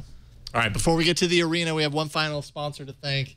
And I can safely say, I can say because last night we did it, we remade one of the recipes from Blue Apron. We bought our own ingredients for it this time and just used it because we loved it so much that we went back to it. And yeah, it's fantastic. So Blue Apron, obviously the sponsor, another sponsor of today's episode. That's because we all love to eat food. It's hard to find a meal that doesn't compromise somewhere. Good value, quick to prepare, healthy, delicious, all that stuff. Blue Apron takes care of all that. They make cooking delicious meals easy and fun. They deliver fresh, ready-to-cook meals right to your door. So you'll get a box on your front doorstep with like dry ice packed in there safely, of course, and all the ingredients that you need. This is the box that I received a couple of months back when I started with Blue Apron. You've got it all packed up in there, individually wrapped so you know which ingredient goes with which recipe. It's all labeled and everything. They make it super easy. And I mean, for less than $10 per meal, they're going to send all this stuff to you. Fresh ingredients, step-by-step recipe instructions with printed pictures so you can kind of follow along while you're cooking it. And it just makes everything fun and easy. I mean, it's super easy. It's about as easy as it gets. No trips to the grocery store, no waste from unused ingredients. It's all used. You just dump it all in when it's time. It's perfect when you're having people over. They can even actually offer family plans. That's what we do. There are 4 of us. Kid-friendly ingredients so the whole family can eat well and have fun preparing the meals together. And I have put that to the test as well because my 5-year-old always wants to help with cooking. So it's easy with Blue Apron. I just give her the bag and I say, okay, dump that in now. And she does it, and it's great. Every balanced meal is 500 to 700 calories per serving. Cooking takes half an hour, and that is true. Every recipe is right around 30 to 40 minutes. Shipping's free. Menus are always new. They won't send you the same meal twice. And they give you these recipe cards so that you can make them again, like I did yesterday. And yeah, it's just really fantastic stuff. Tilapia meuniere, is that how you say that? Meuniere? I don't know. But it was very yummy. Crispy chicken thighs, lamb beef shawarma, just yummy stuff. And it's funny because invariably, like my experience is like you get 3 recipes and there'll be one that I'm super excited about, like this crispy chicken thighs, and one that like I'm like, it might not be so good. Would I have picked this out? No. Exactly. And just last week they had this turkey kibbeh, whatever, like this kind of thing, and it was awesome. Yeah, it's it weird. was really it's good. Cool. And I was like, oh, I'm a jerk. I should be more open-minded. It forces you out of your normal kind of comfort zone. Same deal. So every once in a while you get one and you're like, I'm not sure if I would have picked this, but then you make it and it's really yummy. So, and I don't want to make any claims, but I have lost 5 pounds since I started on Blue Apron. So I don't know if the two are related, but that's pretty. I'll take it. Yeah. I'm exercising as well. So excellent. That's the important other part of that. They work around your schedule, your dietary preferences. Blue Apron's experts source only the best seasonal ingredients for incredible meals. Like the ones we talked about: Chicago-style Italian beef sandwich, spring barley soup. They cover the gamut, and they also actually have a recipe book, which we are buying as well because their recipes are awesome. So might as well. You'll cook incredible meals, and you'll be blown away by the quality and freshness. Blue Apron, it is a better way to cook. Check out this week's menu, and you will get the first 2 meals for free through Blue Apron if you go to blueapron.com/twit. And that's 2 meals free. I mean, seriously, just go to blueapron.com/twit. and check it out for yourself, and I think you'll be hooked. We thank Blue Apron for their support of All About Android and for supporting my meals. Well, I mean, I'm supporting my meals because I'm paying for it, but you're supporting me being full by sending me your food, so thank you. Something like that. All right. And now I'm hungry. Yeah, I know. That's the problem with when Blue Apron sponsors the show, then everybody gets hungry. That's how it goes. All right, let's review some apps in the arena. Many enter, but only one lives. Android Arena. We almost need a modified opening animation with 5 androids getting into the arena. Maybe we should just arm wrestle. This is the arena battle royale. Well, you remember for the longest time it was 2 enter, 1 wins, and that never worked because there were always 3 hosts. Now we're 2 hosts. Yeah, exactly. And it's so many enters. So many enters. We cover the gamut. As for last week's episode, man, I lost again. Cinema FV5 comes in last at 18%, but Weather Timeline. No surprise. came in at 53%. It's a great app, and I have it installed, and I love it. And then your app, Flinks. Flinks, which was in third for most of the week. At some point, there was a surge, and it passed by your app. I call shenanigans. I didn't do nothing. No India. India wasn't involved. I don't know. India might have been involved. Yeah. You have quite the contingent there. I do. Okay, so mine's actually going to be real quick, which is good because we might be going kind of long today. It actually taps into Musée. So we've talked about Musée on a previous episode, which is a really great kind of background desktop app. Right now I have Musée pulling in the NASA image of the day. So it's actually today's is pretty uneventful. It's kind of boring to look at. It's very dark. But notice the background there, okay? Ooh. And then look at my watch. I should say look at my phone. And notice that it has the same background. Ooh. Right? It's synced between my phone. This is the Form, sorry, I can't talk, watch face. It is developed by Roman Nurek of Google, actually. He's created some pretty awesome apps, including Musée, and then now the Form watch face. And this is also kind of, should look familiar. A lot of the Google I/O stuff that we've seen is coming with that font. I think actually the site, right? This actually was born from another design conference that I believe he worked with it. I'm trying to remember. I read his blog post on it the other day. But yeah. So there you go. So what's cool about this is obviously the visual style is pretty nifty. Let's see here. Let's see if I can get into the settings. Yeah, the watch face is the main part of that app, but then it also pulls from Musée. If you haven't read it, he did a really interesting blog post on how I just added all on how Android apps can all kind of play with each other now in various ways and just become something greater than some of their parts. Not to return that, from the Forum conference is where that came from. But really interesting how you have an Android app that works with Android Wear, that works with these external sources for pulling in content, and it can do one or it can do all of them. Just really, really interesting for me as a user to find out how all these things work. So here you are through the Wear settings app. This is where you can kind of go through and tweak it a little bit more. But I think kind of the cool thing that's illustrated here is how the app is working in tandem with the watch to kind of sync the image across and kind of keep things a little bit fresh between them. Of course, you have complications, which that name always kind of freaks me out a little bit, even though I realize it's just kind of a name in the world of watches, but where you can customize it a little bit. But Musée is a fantastic app. Seen so much talk and so many reviews of Musée as a great desktop replacement app for Android. This is kind of a way to bring that onto your Wear device yes, it's a highly stylized watch face for the most part with the clock and everything, but I like that. I like how it's kind of keeping things fresh. Tomorrow I'll wake up with a new image here and it's going to match my watch, and that's pretty cool. So check it out. It's Form Watch Face. It is free in the Play Store, and I bet there will be a lot of people at Google I/O wearing their Android Wear device with this installed. It came out at just the right time, and I think Roman probably knew that. Yeah. He knew what he was doing. He's a smart guy. All right. Ron, you won, so you're going to go last. Oh, okay. Well, then I'm just going to... Right. Well, between those of us that are returning... Didn't win, but it's fine. I beat you. More or less. So, Phil, how about we do you? Okay. And I will... No, actually, you do have a camera. Never mind. Yeah, we were trying to figure that out before the show, so we got it. All right, so just out today. Yesterday? Yeah, today? This morning. There we at. Periscope, which part of me wants to say, no, I don't ever want to use this, because what do I do that's exciting enough to live stream from my phone? Well, I figured coming to Twit is one of those few things I do. So it's actually, as Jason said earlier, it's actually a really nicely designed app. This is from, obviously Twitter now owns Periscope. And I would say this app is actually a lot better than Twitter's app. They make it easy to find people to watch who are streaming live. They make it easy to find people to follow. And they make it really easy, thanks to the floating action button down there, to live stream. So here's all you do. I've already got a title saved up. So look at you all prepared. Live from All About Android. And we will start a broadcast. This is actually the first time I've done this. Oh. So... here, switch, and I'll just show you guys. Everybody say hi. Does Periscope work in landscape? Hi. I don't think it does. I don't think it does. It's not focusing on you. Oh, there it goes.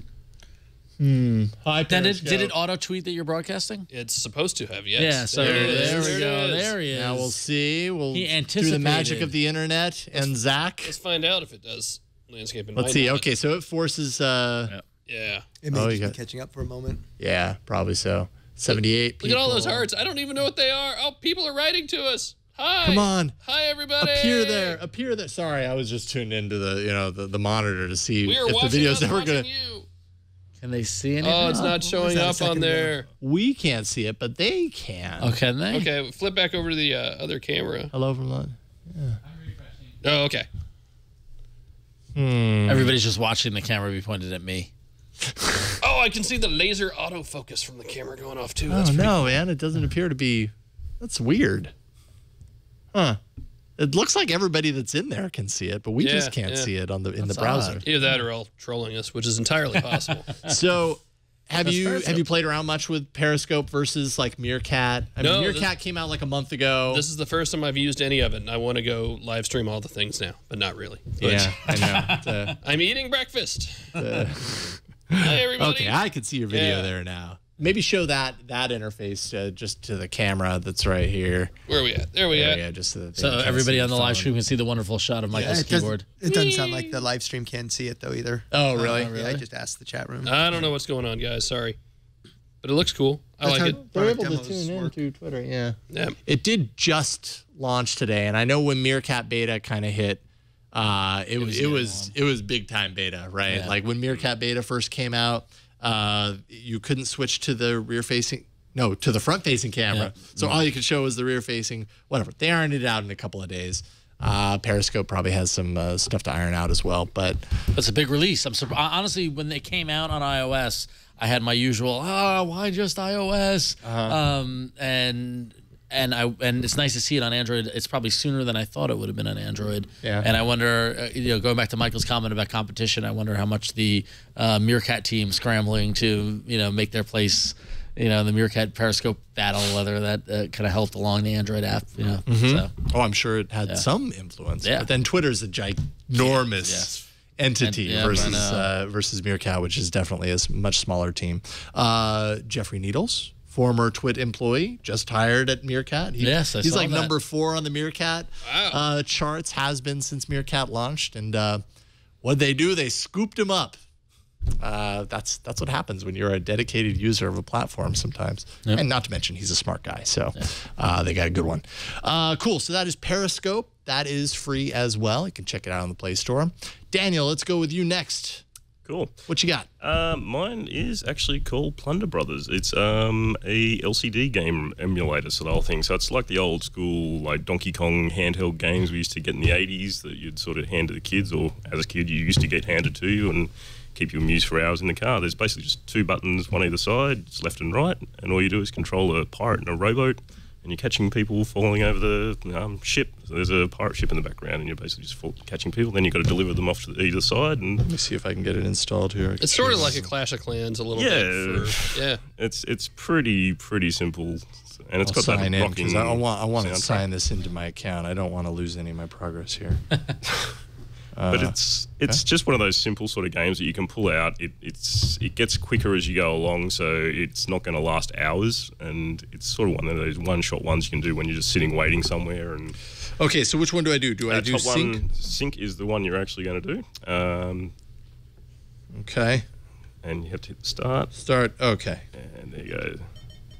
So that's awesome. Okay, so I've got to catch them. Yep. And you can put 2 in the boat. And then you got to then deliver them off to the side. Oh, this is different. This isn't the one I was thinking of. This is This is like the old handheld. Yeah, totally is. I'm totally playing this now. Oh man, that's awesome. When you were talking about it, I was like, oh, okay. Like but now I'm playing it. I'm like, oh, this is really cool. The fixed location. That you can move. Yeah. Remember, it was painted in the background. Yep. Oh, that's so funny. And it's got that real game style where it's really easy at starts and you're sort of just doing, oh yeah, this is simple, and then it just gradually starts speeding up to the point where you really got to race to get from like the side. Or like, what was the game with the babies coming out of the burning building with the trampoline, and it was and you'd have to bounce them to get them to the ambulance. Yes, yeah. One of those handheld games. Yeah. Well, okay, but our arcade game was kind of like that. Was Kicker, where you were a clown on a unicycle and there were balloons falling. And, you gotta love retro games like this. See, you can only fit two in the boat. Oh no! Awesome. So this is Plunder Brothers. So that's Plunder Brothers. It's actually called Plunder Brothers, and that, as you saw, that's Sync. But there's also another one called Coconuts, which you can actually purchase via an in-app purchase if you want, just to sort of support Andrew, who's the developer. And do you just try and catch them or stack them, or? I can't remember because I actually haven't played that one in so long because I just keep playing Sync. That's awesome. All right, cool. Yeah, so it's Plunder Brothers Retro LCD Game is the name of that, and that is free as well. Nice. Awesome. I love it. Very cool. We take our 2015 technology and we relegate it to LCD games. I love that. Just basically doing what we did in 1985 on a very expensive device. Yes, that's what we do. That's how we roll. Does this use more than one core? All right, Mike, what you got? Well, I actually have a dead Nexus 9 tablet. So Ooh, show it to me. Oh, wait. I just can't get it. That's not that. I'd like to show it to you. But the app I'm going to show, so I've been on the show a few times and I've had terrible luck in the app arena. I've always picked apps that I think are really cool and they're really awesome. So this time I picked an app that I think is really awesome and is one of the first apps I ever install on my device ever. And that is ES File Explorer. So I think probably most of the people already know about ES File Explorer. It's pretty popular. It's never been in the arena before, though. So it's never been in the arena, and it's like the first app I always install.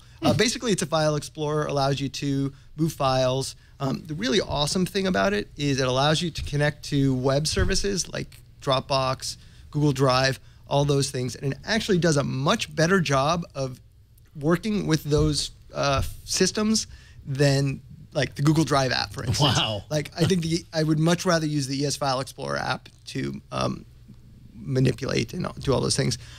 So it's a really awesome file manager, first of all. I think you guys all know that. But there's a ton of other features in there. If you go to the menu, there's like a root explorer. There are all sorts of utilities for cleaning up your SD card, cleaning up your cache, setting up FTP so you could directly populate apps. I'm sorry, you can send things to your phone directly over FTP or directly over your LAN.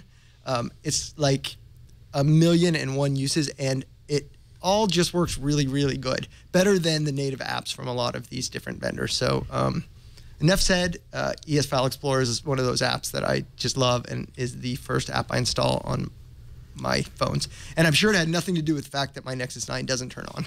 Yeah, of course. Did it just run out of battery entirely? I don't know. I have those issues with this sometimes. It just doesn't turn on. Yeah. But that's not. That's cool. A good file explorer is so important. Yeah, you kind of need one no matter what on your device. At some point, it's going to come in handy. Yeah. Yeah, for sure. ES File Explorer File Manager, that is free. And then, Ron, what you got? Returning Almost Champion. Returning Almost Champion. This actually answers a question we got a couple of weeks ago on the show. Remember the gentleman who wrote in about his fitness tracker device that would give him an alarm to get up and go walk around? Mm-hmm. And is there a replacement for that with Wear or whatever? This isn't for Android Wear, but this is basically an app that does that. It is called Randomly Remind Me, and what it allows you to do is to set an alarm that will randomly alarm. So you have no control over when it goes off other than the range of when it will go off, but it's really handy to, if you need to be reminded to take a drink of water or to go get up and walk around, or if there's some sort of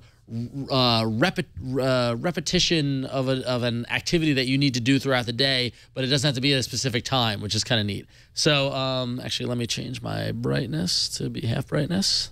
There we go. All right, so so I can't show you the alarm going off. I can show you how it gets set up. So we've got some material design. We got a nice little action button going on here. So you can give it a title. So I can say, you know, go for a walk. Or go for. Go fit. Go for. Careful. Yeah, no. a walk, all right? And the content will just be walk, right? So that's the text that it can there. So in the timing, I can say do it, and I can specify the time. So do it from noon until 7 p.m., right? So it's going to go from there. And how many reminders per day? So I can have it just remind me, this is just the only little awkward design thing in there. But I've got this little scroll thing, so I can have it remind me 20 times a day to go for a walk. I can have it either randomize the times. It really wants you to go for a walk. You can tell it what days to repeat it on. So I only want to do a Monday, Tuesday, Thursday, and Friday. You can specify the notifications. So you can specify the tone that you want to use. So I'm going to use my standard, my little R2D2 tone. You can have it whether it vibrates or high priority. You can change the color of the LED. This is really neat. You can change the icon that shows in the notification tray. They've got a bunch of different icons. So if for some reason your reminder is to eat a slice of pizza, you can tap the pizza icon. Or if it's, it's a good reminder. So however you want to customize the reminder itself, you can choose, get a cup of coffee. You can change the accent color of it to whatever it is. Hit OK. And then you hit back. And there you go. It will show you this. Now, what's also interesting, if I go back to the one that I set up earlier today, it will show you the number that you've been shown per day, as well as in lifetime, and how many you acknowledged. When the reminder comes up in the notification, it's got a check mark or an X, and you can, when you check it, you can say, okay, yes, I acknowledge it, or if you ignore it, or if you hit the X, you cannot acknowledge it, which is basically an indicator of yes, I did it, or no, I didn't do it. So that's my concert I'm going to.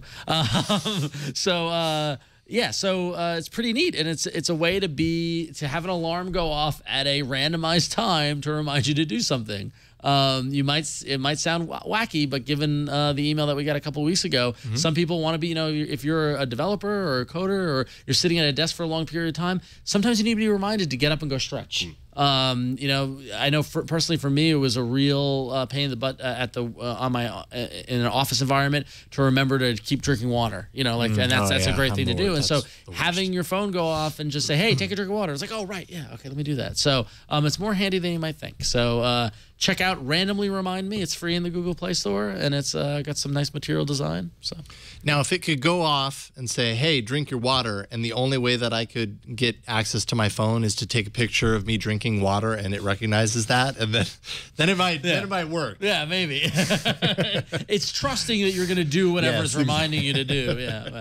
But to answer, and I forget the gentleman's name from the previous show, but hopefully you're watching. It comes up as a notification, so if you have an Android Wear watch, it will come up as a notification on your watch, and there solves your problem. So, yeah. Excellent. Cool. So that is Randomly Remind Me. Remind Me being one word, smushed together. All right, so that is this. Wow, that's a jam-packed arena. We have 5 apps for you to vote on this week. Go to AAApoll.com/215, AAApoll.com/215. And place your vote. Did you like Form Watch Face, Periscope, Plunder Brothers, ES File Explorer, or Randomly Remind Me? Let your voice be heard, and we will check in on it, on your voice and the votes next week on the show. Cool stuff. Hey, this was a lot of fun, and I'm even more pumped about Google I/O now. Yeah. Because I feel like even though we talked about so many possibilities, there will always be something that comes out of nowhere that surprises us, and we're like, oh, didn't see that one coming. I'm sure there'll be a couple of those. And I'm not jealous that you'll get to go at all. It's okay. So. Well, you're going to be doing live. Yes, coverage, right? So I will be on Thursday. Assuming my flight lands on Thursday. Correct. I'm going to New York, but I'll be from New York. But I'll be on live with Leo on Thursday morning covering the keynote. And I think Gina as well, Aaron Newcomb. Yep. So it really is an all about Android. We're missing you. Along with Leo. I know. I'll miss you too, but I'll be sitting in the room. I know, yeah. Hopefully you'll be periscoping. Hopefully you'll be periscoping from the room. Oh boy, I don't know about that. But no. I will probably be tweeting my thoughts as it goes on. It tends to be what I do. Actually, what is the app that gives you kind of a replay of a year ago? Time Hop. My Time Hop came up a couple of weeks ago from when it was Google I/O. I can't remember what year. And I mean, it was huge because like every other minute I was tweeting something. I was like, okay, this is too much. This is when Time Hop goes a little out of, goes out of hand. But I'm excited. I'm excited as well too. It should be a fun day. So excellent. Very excited for I/O and all that kind of stuff. I'm super stoked that you were able to come on the show, especially on such last minute notice. Exciting for me.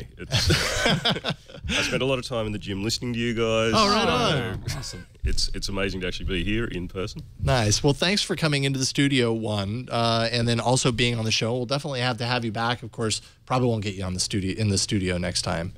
Well, if I come back for Google I/O next year, maybe. All right. I can come on with Mike and.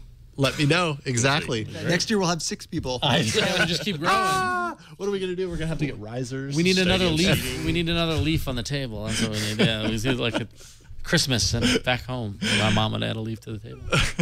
I have no idea what you're talking about. You can add a leaf to the table, like this that section. Leaf. Yeah, like a table leaf. Why would you put a leaf on the no, table? it makes the table go wider. Ronoxo tradition, family tradition. See the piece in the table. Yeah, no, I got it now. Daniel Tyson, managing editor for Osdroid.net, right? Anything you want people to know about other than that? Anything you guys are working on? Or we just try and cover all the Australian Android news, Chrome OS news, anything like that. We sort of love that. And yeah. Ultimately, you really want Google Wallet in Australia. That's the main takeaway from contactless payments is just something we'd love to see. And, well, everything from Google I/O, bring it to Australia. And everywhere else in the world. From outside of the U.S., do you share this sentiment that I feel like I hear all the time when something new from Google is rolled out, which is just like, oh, U.S. only, always U.S. only, or U.S. and Canada, or whatever? There's a lot of that, but I think everyone outside of the U.S. has become very adept at changing their account settings to order stuff from the U.S. Yeah, smart, yeah. All right. I mean... At least there are options. There's loopholes. Yeah, right on. Daniel, thank you. Really appreciate it. We'll have you back soon. Let's see here. How about Mike? Well, thanks for having me. It's always a pleasure. Always awesome getting you on the show. Don't really have anything to promote. If you see me at I/O, please come up and talk to me. I do independent Android development, so if you need Android development or design work, you know where to reach me. Interesting. Yeah. Excellent. MikeWolfson.com. MikeWolfson.com or my mwolfson@gmail, or you can find me. Awesome. Google me. Right on. And I will see you at I/O. Will I see you wearing glasses here? You probably won't. Yeah. I wonder. Moved on. Dude's moved on. Last year there were still a couple. Yeah.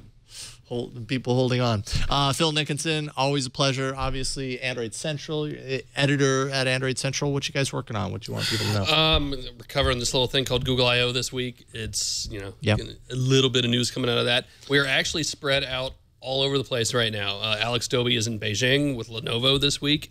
He will be at Computex with Richard Devine the week after that. So we got a lot going on. We'll have Jerry Hildebrand here with us this week for his yearly excursion. So if you see him this week, go say hi. Don't come say hi to me. Go find Jerry. He's the important one. Yeah. He's the dude. Absolutely. He's the man. It's awesome. Right on. Looking forward to that. And Ron, what about you? Yeah, so I am very busy, but not about anything I can talk about publicly. But you Interesting. Can go, we'll talk. Yeah, we will. But, I'm now very curious. Yeah. But you can go see my wacky observations about life. Go to about.me/RonXO, and you can find all my social network links and see the nonsense I post on Google Plus and Twitter and Instagram. Fun stuff. I posted a hyperlapse at the Giants game after last week. Yeah, most likely tonight I'll post a picture of the band. So I'm going to see. So when you post a hyperlapse, be walking towards the band. Yeah, that's a good idea. That's a good idea. I've noticed the scanning hyperlapses don't look not good. It's got to be like walking towards or away or something like that. It's a very small club, so I don't know how far I'll be able to get in. Just go back and forth. You'll be one of those guys. You can make it work. So go follow me. You can find me. Just find me. Zach, what about you? You can find me on Twitter at Eskimo Zach, and go ahead tweet Cranky Hippo how good/bad I did today on the TD desk. That's pretty important. Cranky Hippo needs to know. Of course, Cranky Hippo's probably watching right now, keeping track of you and your performance. Scorecard. And I didn't have a camera to put on myself to be all dark and shaded TD because we have so many people at the Android party today. It's true. We were pushing capacity today. Well, thank you, Zach. Appreciate both of your news voices. Good job, sir. You can find me at about.me/Jason Howell. Follow my music at yellowgoldmusic.com. My other Android show is called Android App Arena. May sound familiar, but if you go to twit.tv/arena, you can find episodes there. Before we get to the end of the show stuff, I do have an important announcement to make. Leo earlier today did make an announcement to the network, so you definitely want to check out today's episode of Mac Break Weekly if you want to kind of hear in his words. But basically, right now, this is the last live broadcast of All About Android. There are changes happening here at the network where basically the live stream, as it is now, an always open kind of behind the scenes sort of way to watch the shows, is going away. We're still going to have live.twit.tv. And if you go to live.twit.tv, you're going to be able to see the edited versions of all of our episodes as they post. We're going to, at some point, I think sometime in the next week or two, we're going to have kind of a new schedule that will be made public to show so that you know when a particular show is going to air. So obviously there's a little bit of turnaround time. Right now it's 5 p.m. Pacific for the live show. Going forward, you're not going to be able to get this today's episode of All About Android until it's actually posted live. So we're going to have set times for all of our shows, so you can still tune in and do that. But I think the majority of people are going to do what you've continued doing, which is subscribe to the show and catch it in your feeds when it posts there. Also, along with that, the live chat, the IRC chat, is going away. They kind of work in tandem with each other. So both of those things are going away. I believe at this point, next Monday is the first day of not having those elements as part of the Twit experience. If you want to check out our live shows, you are still totally welcome to come into the studio. And we have plenty of people that come into the studio to watch live in person. You can contact tickets at twit.tv to get set up for that. And basically there are a number of ways that you can have a voice. And I think that's kind of the important thing here is that, yes, personally, I've come to really rely and enjoy interacting with the chat room and being in a live environment. It's how I've done shows for pretty much as long as I've done them. So it's a little bit of a hit there, but I completely understand the reasoning behind it. And I encourage you to check out today's Mac Break Weekly to hear in Leo's words why that is. But you can still have a voice in this show. AAA at twit.tv. We love bringing your feedback into the show. You can also contribute to our Google Plus community. We also have the polls that's going to be happening. If you hit us up on Twitter at Android Show or either Ron or I on Twitter, yep, we will consider including that in the show. So, and then also, I know the chat room is something that a lot of people, like to be a part of. You can roll your own IRC chat if you so choose. And, you definitely have the next week to kind of get in touch with the people that you're used to seeing in chat to do that. So it's kind of a changing of the way Twit does things. I understand the reasoning behind it, and I hope that you will too. I'm sure there will be more information released as the week and the next couple of weeks moves on. So there you go. Check out today's Mac Break Weekly. Hear it from Leo himself. I think that's the most important thing. That is it for this week. I love you guys. Thank you so much for always coming back week after week to check out the show. It's always a lot of fun. Leave us a voicemail. We're 347-SHOW-AAA. You can, like I said, send us an email or video mail even, aaa@twit.tv. We'll play it in the show. At Android Show on Twitter, twitaaa.reddit.com. We have a subreddit with show notes there. Past episodes can always be found at twit.tv/AAA, as well as YouTube, iTunes. And you can just tune in every week. Every week, Tuesday, late evening, you'll see another episode of All About Android. We'll see you next week.